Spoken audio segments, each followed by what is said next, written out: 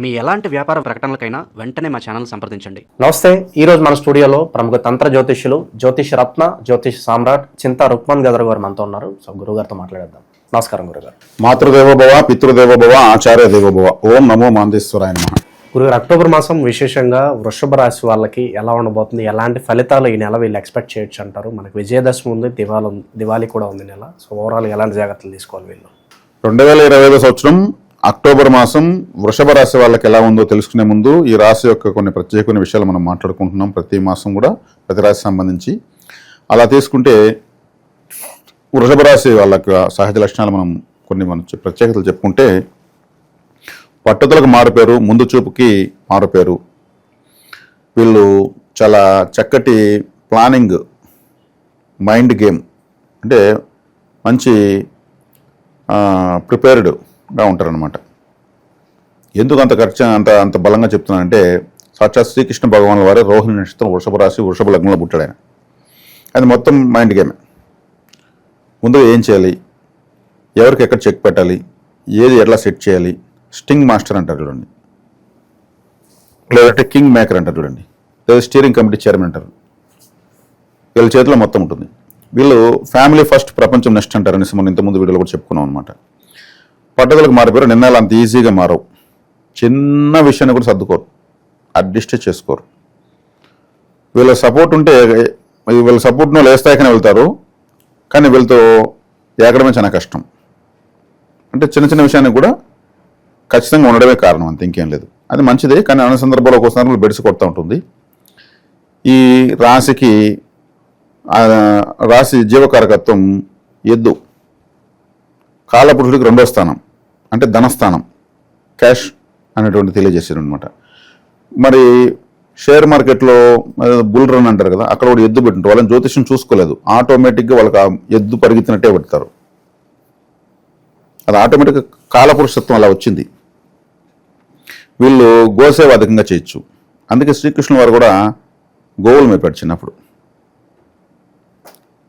ఈ రాశి యొక్క నంది యొక్క స్వరూపం, ఆయన మేపింది కూడా గోవులతో ఎక్కువగా గోసేవ చేశాడు. గోసేవ చేసి విశేషమైన స్థాయికి వెళ్ళాడు. వీళ్ళు ఎక్కువ గోశాలకు వెళ్ళడము, అక్కడ బ్రీతింగ్లో ఉండడము, వాటికి అంటే ఫుడ్కి, మెడిసిన్కి, కుటీరాలకు, సంరక్షణకు ఎంతో కొంత డబ్బులు కట్టడము చాలా మంచిది.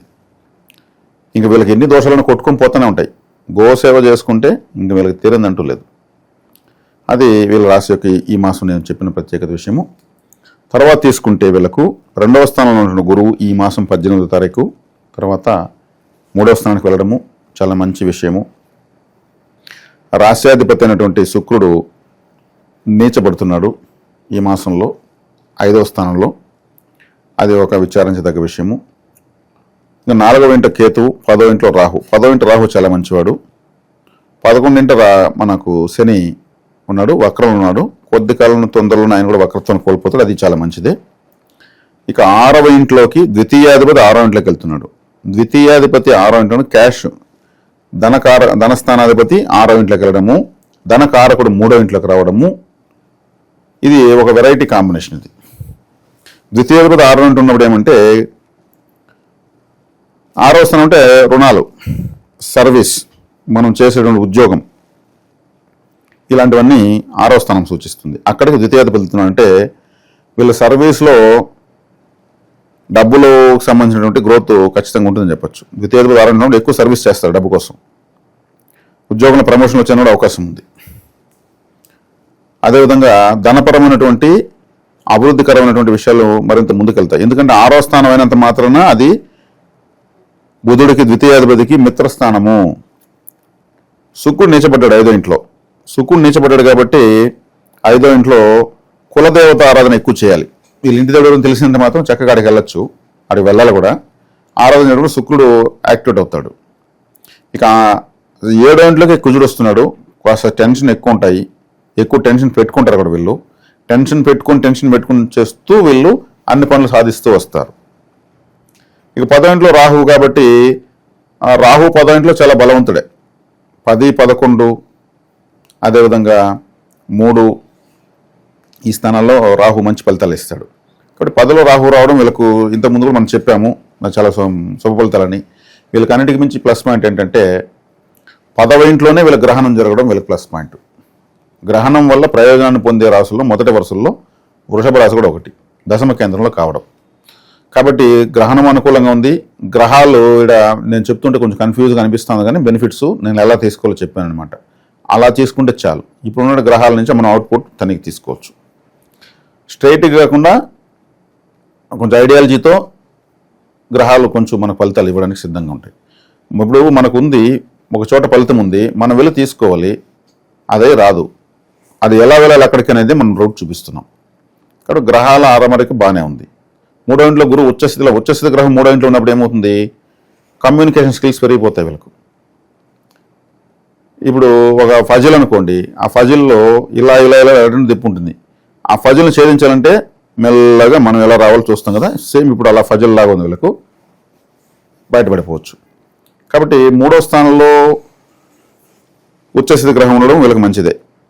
కమ్యూనికేషన్స్, సహాయ సహకారాలు అనే విషయంలో వీళ్ళకు వీరేసాటి వీళ్ళకి చాలా మందిని కూడా సహకరిస్తారు. ఇక శుక్రుడు నీచత్వాన్ని పోగొట్టాలంటే 5వ స్థానం అంటే కులదేవతా స్థానం, కాబట్టి కులదేవతను ఎక్కువ ఆరాధించడం వల్ల వీళ్ళకి మంచి ఫలితాలు అయితే ఉంటాయి. ఇతర కుజుడు సప్తమానంలో ఉండడం టెన్షన్ కారకుడు అవుతాడు. కొంచెం వాహనాన్ని స్లోగా నడపాలి. ఎర్రటి వస్తువులు అంటే apple, red banana, tomato, cherries, pomegranate, beetroot లాంటివి పెద్దగా తీసుకోకూడదు, తక్కువ తినాలి. ఎందుకంటే ఎరుపు రంగుకి కుజుడు అధిపతి కాబట్టి తత్సంబంధమైనటువంటి రంగు ఉన్నటువంటివి. రెడ్ కలర్ డ్రెస్ వేయకూడదు. ఇంకా కావాలంటే రెడ్ కలర్ క్లాత్ కావాలంటే ముక్కలు కత్తిరించి కావాలంటే నా ఫ్లష్ ట్యాంకులు వేసి వాటర్ తిప్పచ్చు. ఇది రివర్స్ పరిహారం అంటారు. ఇది ఈ రాశి వాళ్ళకు ఉన్నటువంటి స్థితిగతులు ఈ మాసం. ఓకే, ఇక విశేషంగా ఏమైనా యోగాలు ఉన్నాయి అంటే వాహన యోగం అంటారు, భూములు కొనుక్కునే స్థిరాస్తుల విషయంలో యోగాలు ఉన్నాయి వీళ్ళకి? వీళ్లకు ప్రస్తుత గోచారంతో సంబంధం లేకుండా భూముల విషయం బాగానే ఉంది. వృషభ రాశి వాళ్ళు ఒక విధంగా యోగవంతమైన రాసేది. ఏది వాళ్ళు జీవితాన్ని వదలరు, జీవితాన్ని సులభంగా వదిలేసేటువంటి వాళ్ళు కాదు వీళ్ళు. ఎట్లో ఒకటి వీళ్ళ ఫౌండేషన్ పడే తీరుతుంది. ఎందుకంటే కాలభూమికి ధనరాశి, అది స్థిర రాశి, ఐడియాలజీ బాగుంటుంది. మనోకారకుడు చంద్రుడు ఉచ్చస్థితిపోయినటువంటి రాశి కాబట్టి ఇన్ని రకాల ప్రత్యేకతలు ఉన్నాయి. కాబట్టి వీళ్ళకు ఇప్పుడు కొంచెం నేను చెప్పిన గ్రహస్థితులను ఆలోచించి కొంచెం ఐడియాలజీగా ప్లాన్ చేశారంటే మాత్రం ఇప్పుడు రిజల్ట్స్ చూడొచ్చు. ఈ రెడ్ కలర్కి సంబంధించినటువంటిది కొంచెం తక్కువ యూస్ చేయాలి. ఎందుకంటే కొంచెం స్ట్రైట్గా రాసి చూస్తున్నాడు, కోపం ఎక్కువ వస్తుంది. కొంచెం ఈ టైంలో మ్యారేజ్ చేసుకోవడం వల్ల కూడా కొంచెం మంచిది కాదు. ఎందుకంటే కొన్ని ఒడిదుడుకులు కనిపిస్తాయి. అది కాస్త పోస్ట్పోన్ చేసుకుంటే బెటర్ అంట. కొంచెం ముహూర్తం ఒక 4 నెలలు జరిపి పెట్టుకుంటే మంచిది. ఇక నక్షత్రాల గురించి మాట్లాడదాం గురుగారు. సో వీళ్ళు ఎలాంటి జాగ్రత్తలు తీసుకోవాలి? ఈ నక్షత్రాలు వచ్చేకాడికి వృషభ రాశిలో కృత్తిక, రోహిణి, మృగశిర 3 నక్షత్రాలు ఉంటాయి. కృత్తిక నక్షత్రం అంటే మనం తినేటువంటి వడలు, గారెలు అంటాం కదా. గారె అంటే గారెలు, వడ అంటే గట్టిగా ఉంటుంది, మన తిరుమలలో ఇస్తారు, పూర్తిగా ప్రెస్ చేయబడి ఉంటుంది. ఇంకా గారె అంటే మెత్తగా స్పాంజ్ లాగా ఉంటుంది. ఇవన్నీ కూడా కృత్తిక నక్షత్రానికి సంబంధించినవి. అదేవిధంగా రోహిణి నక్షత్రానికి సంబంధించి ఏమొస్తుందంటే జిలేబీ ఉంటుంది కదా, జిలేబీ. మృగశిర అంటే హల్వా. కాబట్టి కృత్తిక నక్షత్రం వాళ్ళు జిలేబీ ఎక్కువ తీసుకోవచ్చు, సంపత్తాల సంబంధించిన ఫుడ్. అదేవిధంగా రోహిణి నక్షత్రం వాళ్ళు హల్వా ఎక్కువ తీసుకోవచ్చు, రకరకాల హల్వాలు దొరుకుతాయి. మృగశిర నక్షత్రం వాళ్ళు మరమరాలు ఎక్కువ తీసుకోవచ్చు, మసాలా బొరుగులు కావచ్చు. మసాలా బొరుగులతో చేసిన ఏ విధమైనటువంటి ఫుడ్, బొరుగులతో ఉప్మా కూడా చేస్తారు, ఉగ్గాని అంటారు దాన్ని. ఇటువంటి ఫుడ్స్ వీళ్ళకి ఫేవరెట్ ఫుడ్గా ఉంటాయి. అదేవిధంగా మనం ఈ మాసము వేద నక్షత్ర వివరం తెలియజేస్తున్నాం. ఏ నక్షత్రంలో వాళ్ళని వివాహం చేసుకోకూడదు, ఏ నక్షత్రం అది వేద నక్షత్రం అవుతుంది, అదే నక్షత్రం వాళ్ళతో ఎటువంటి సంబంధ బాంధవ్యాలు వీళ్ళు పెట్టుకోకూడదు. కృత్తిక నక్షత్రం వాళ్ళు పూర్వాషాఢ నక్షత్రంలో ఉన్నటువంటి వాళ్ళని వివాహం చేసుకోకూడదు. అదేవిధంగా రోహిణి నక్షత్రం వాళ్ళు ఉత్తరాషాఢ నక్షత్రంలో ఉన్న వాళ్ళని వివాహం చేసుకోకూడదు. మృగశిర నక్షత్రం వాళ్ళు శ్రవణ నక్షత్రంలో ఉన్న వాళ్ళని వివాహం చేసుకోకూడదు. ఇలా చేసుకుంటే వాళ్ళతో వివాహమే కాకుండా ఈ నక్షత్రంలో ఉన్న వాళ్ళతో ఏ విధమైనటువంటి ఫ్రెండ్షిప్ కానీ, బంధుత్వం కానీ, వ్యాపార భాగస్వామ్యం కానీ చేసుకోకూడదు. ఈ నక్షత్రం ఉన్న రోజు ఏదైనా కొనడం కానీ, ముఖ్యమైనటువంటి సంతకాలు కానీ ఇంకా జీవితంలో అన్ని ముఖ్యమైన విషయాలు ఈ నక్షత్రాలు చేసుకోకూడదు. ఇది వేద నక్షత్రాలు అవుతాయి. కాబట్టి వీటిని జాగ్రత్తగా చూసుకోమని తెలియజేస్తున్నాం. ఓవరాల్గా వృషభ రాశి వాళ్ళకి ఎలాంటి ఫలితాలు ఉంటాయి, ఎలాంటి జాగ్రత్తలు తీసుకోవాలి ఈ మాసం ప్రత్యేకంగా మీ మాటలో చాలా బాగా వివరించారు. ధన్యవాదాలు. ధన్యవాదాలు.